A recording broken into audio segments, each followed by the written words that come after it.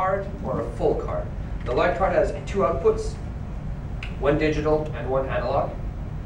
So obviously these outputs can be used for either heating or cooling purposes.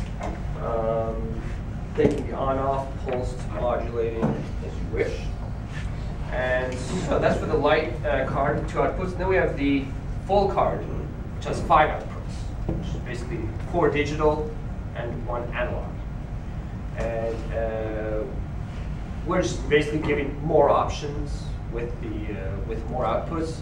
Although I'll be honest, like probably 90% of our sales is that light card with the 2 outputs. Because usually in a zone, you don't need more than 2 or 3 outputs, well, more than 2.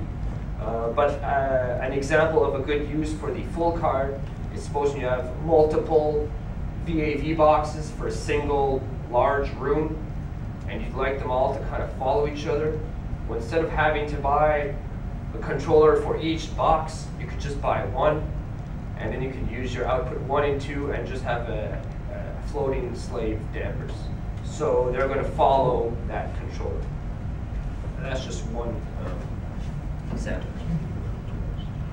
All right, if you guys open it up, we have these switches.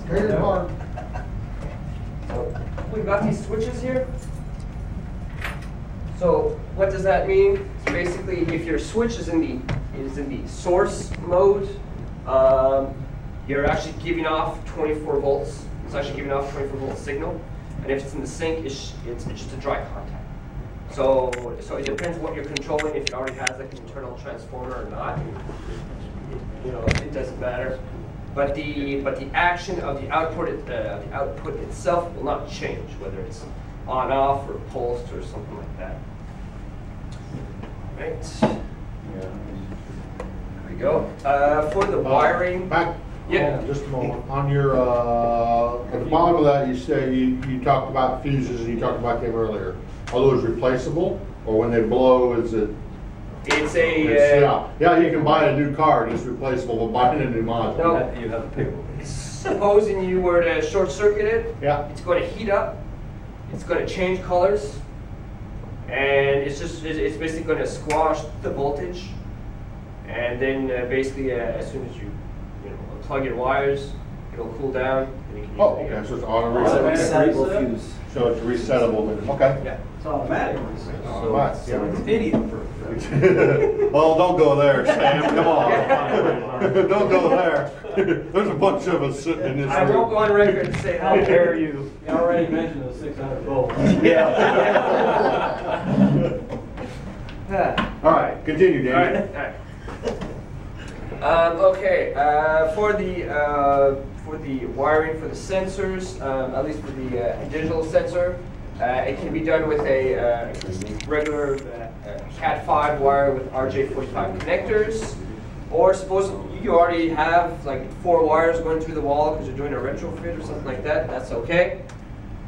We have a little adapter which we sell, and we also basically you'll plug in those 4 wires into the terminals, into that T1000, bring it out, plug it into the terminal, into that little connector up there, and it just basically plugs into the RJ45 socket. So, that's cheap. all right. Does it matter the quality of that Cat5? There's different megahertz ranges on those between white and blue. No, it's a very slow communication speed. So any Cat5 will take care of it. Yeah. I've never really heard of problems because the Cat5 wire wasn't good enough. Okay. Okay. Over here. Sorry, Kinsey, I know I'm not making it easy for you. Okay. So our network is a Modbus network.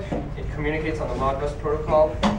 So with that, it's basically a daisy chain. So basically, you have 2 wires going from controller to controller, but it's not like a star pattern or anything like that. It really has to be a daisy chain. So with that, basically for the communication network, it has to be 2 wires, shielded and twisted. basically any kind of a RS-485 network cable.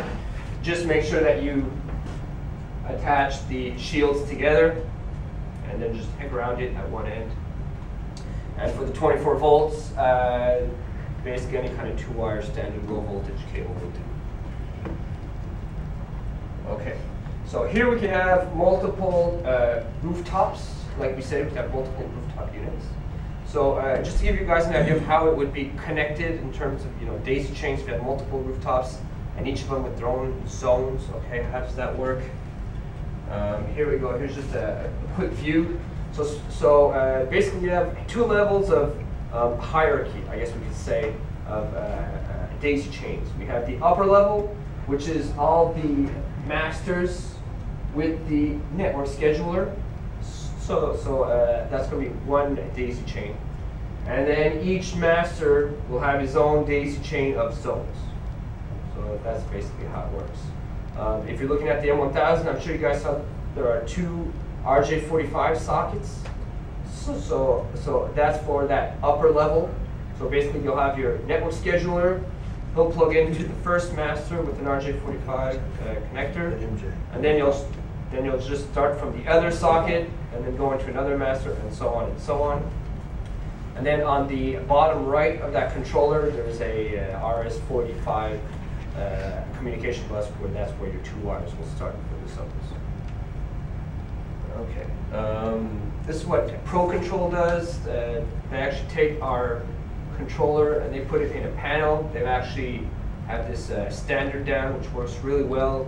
It works in a 16 by 12 panel, so that's pretty small. I've actually seen those panels in like on the roof, like just like since it's so small, they can put it in like weird places. It's kind of funny. Okay, so that's it for the presentation. Now we'll get into the fun part. All right. So what I'm going to do, I'm going to connect into my demo board right now.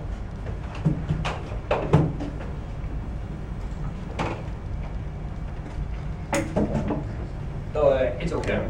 Oh, I'm just trying to get the demo board in there. There we go. Okay. Just done for this. Yeah.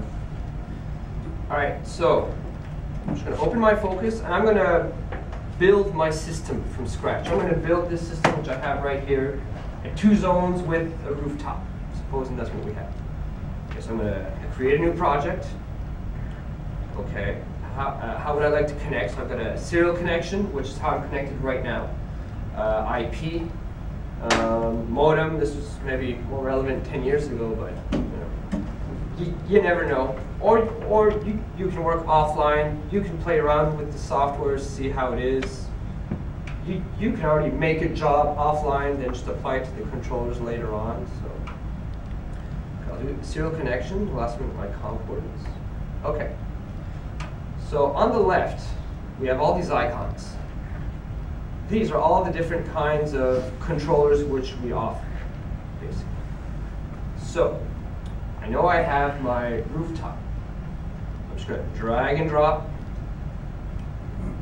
Going to ask me what the address is. There are dip switches on every controller, so you can put what the address is. So I know it's address 20.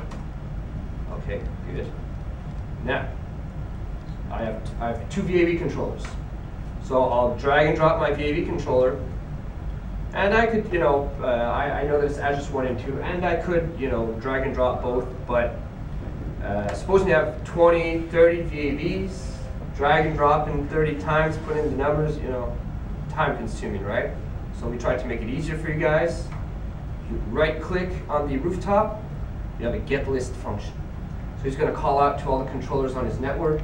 Everyone who hears him will respond back. There's that. Go. All right. Oh, we're in Celsius. Sorry about that, guys.